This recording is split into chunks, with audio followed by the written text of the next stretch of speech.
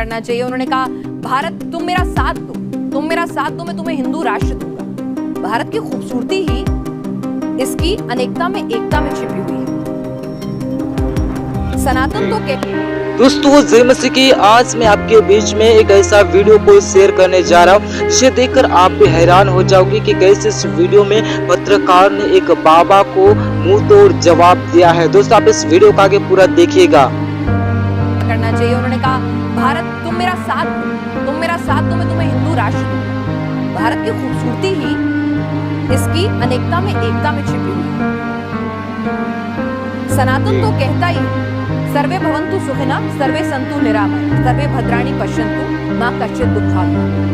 मातनियों का धर्म परिवर्तन कराया जा रहा है। धीरे धीरे सनातनियों के ऊपर जातीय या कैसे कैसे प्रहार किए जा रहे हैं। धीरे धीरे एक कुर्सी के लिए हम लोग किसी भी सीमा को पार कर रहे हैं, क्योंकि हम सबको कुर्सी चाहिए, हम सबको देश अखंड नहीं चाहिए। अगर हम देश के लिए नहीं रहेंगे, अब हमारी परंपराएं कहाँ चलेगी? बताइए, संस्कृति इन 75 सालों में हमारे देश के संस्कारों का क्या हाल हुआ? आप जरा कृपा करके मुझे अपने नेशनल चैनल पे बताइए।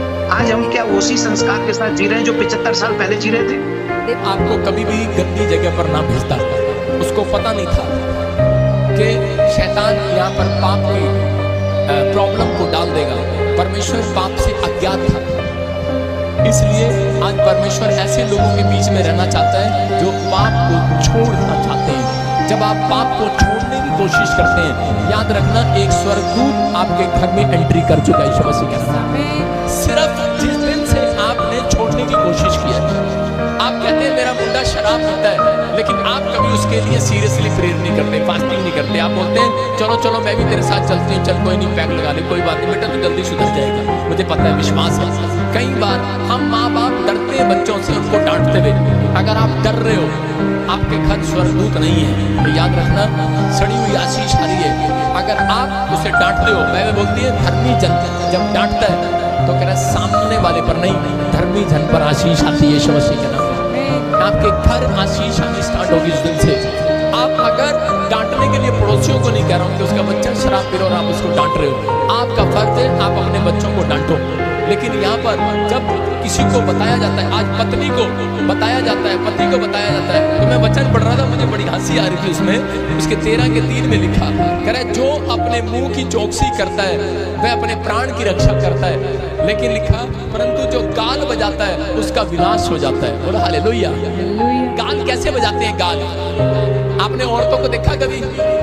वैसे बोलती है गाल बजाना, आप समझ रहे कि नहीं? उनको जब कोई बात अच्छी लगती तो हम करती हैं, गाल बजाती है नहीं? यहाँ से कह रहे कि बच्चे, छोटे बच्चे क्या करते हैं जब उनको कोई उनकी चीजें पूरी नहीं होती, उनका कहना पूरा नहीं होता। तो मैं एक स्क्रीन पर एक फोटो देख रहा था कि वहां पर ऐसे एक उसका पति उससे रिक्वेस्ट कर रहा है, तो वो गाल बजा रही है, चल जा मैं नहीं जाती तेरे घर।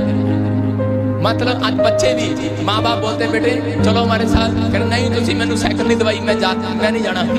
गाल बजाना, कह रहा है जो गाल बजाता है इसका मतलब के विनाश को देखता है। मतलब गाल बजाना, परमेश्वर की बातों को ना मानना, अपने बड़ों की बातों को ना मानना।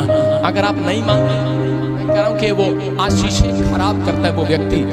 ऐसे ही देख रहा था कि मसीह लोग दुखों में भी आनंद मनाते हैं। एक बार एक आदमी था और उसको दोनों पति पत्नी बहुत लड़ते थे। कौन थे? मसीह विश्वासी। पति पत्नी रोज चर्च जाते लेकिन आपस में बहुत लड़ते थे। और एक दिन लड़ते लड़ते उनकी कहानी कोर्ट तक चली गई। और उस समय जब कोर्ट में गई तो जज साहब ने पूछा, जज साहब ने कह रहा कि तूने अपनी जनानी को बहुत तंग किया, बहुत लड़ाई की है तूने इसके साथ, चल मैं तेरे को फाइन लगा रहा हूँ, आज से तू अपनी आधी सैलरी, आधी तनख्वाह इसको दिया करेगा। वो हंसने लग गया, कह रहा थैंक यू जज साहब, थैंक यू। कह रहा ये क्या? कह रहा तू हंस रहा है, मैंने तुझे तो मेरे से रिक्वेस्ट करनी चाहिए। कह रहा मैं हंसी से ले रहा हूँ, थैंक यू आपका इसलिए कर रहा हूँ। कह रहा पहला मैं कह रहा झगड़े कह रहा तो मैं इतना डरता सीगा, पहला मैंने सारी सैलरी देनी पैंती थी। कह रहा हूँ तुसी हाफ करती, चल माड़ा जाता मेरे को आएगा। कह रहा पहले सारी सैलरी देनी पड़ती थी, कह रहा आज आपने आधी करवा दी। कह रहा थैंक यू बात, कह रहा थैंक यू, आप तो मेरे से भगवान से कम नहीं हो। बोलो हालेलुया। मतलब दुखों में भी आनंद मना रहा है कि नहीं? आपके पास पैसा है या नहीं है, कोई बड़ी बात नहीं है, लेकिन अगर आपके अंदर आनंद है, मैं कह रहा हूँ सड़ा हुआ फल लेकर नहीं जाओगे चर्च आज। आप परमेश्वर के सबसे बेस्ट फ्रूट को लेकर जाओगे। तैयार हो कि नहीं बेस्ट फ्रूट लेने के लिए?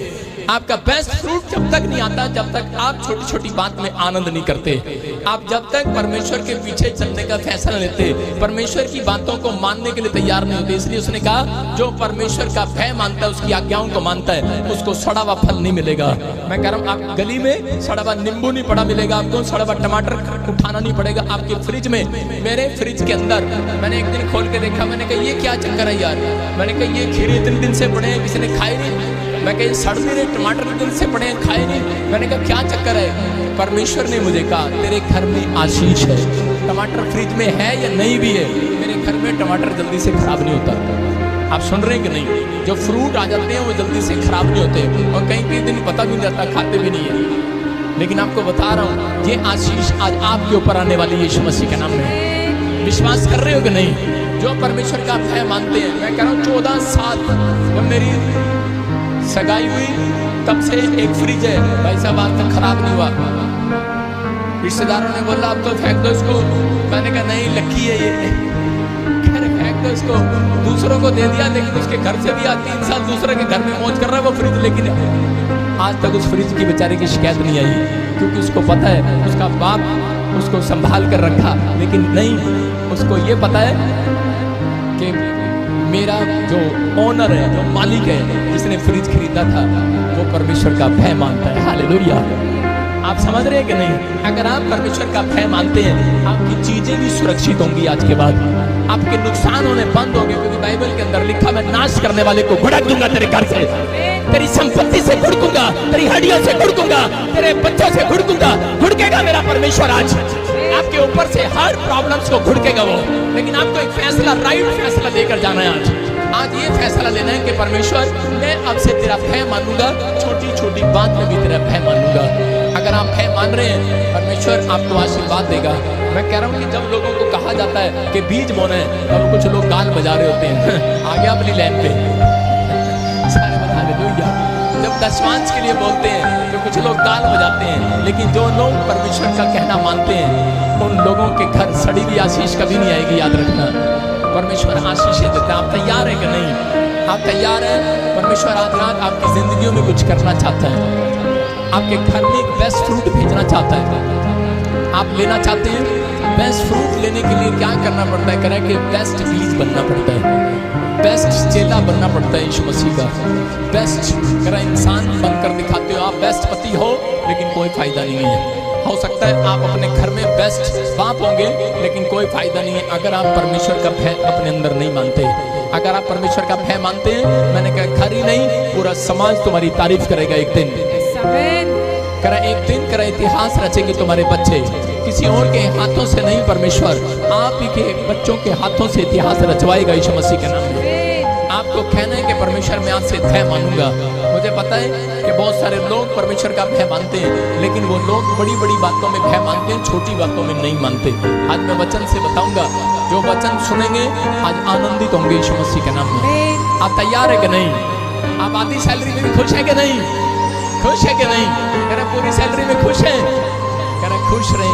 कह रहे कि आज परमेश्वर उन लोगों को खुशियां वापिस देने के लिए जा रहा है, क्योंकि क्रिसमस आ रहा है। क्रिसमस आ रहा है कि नहीं?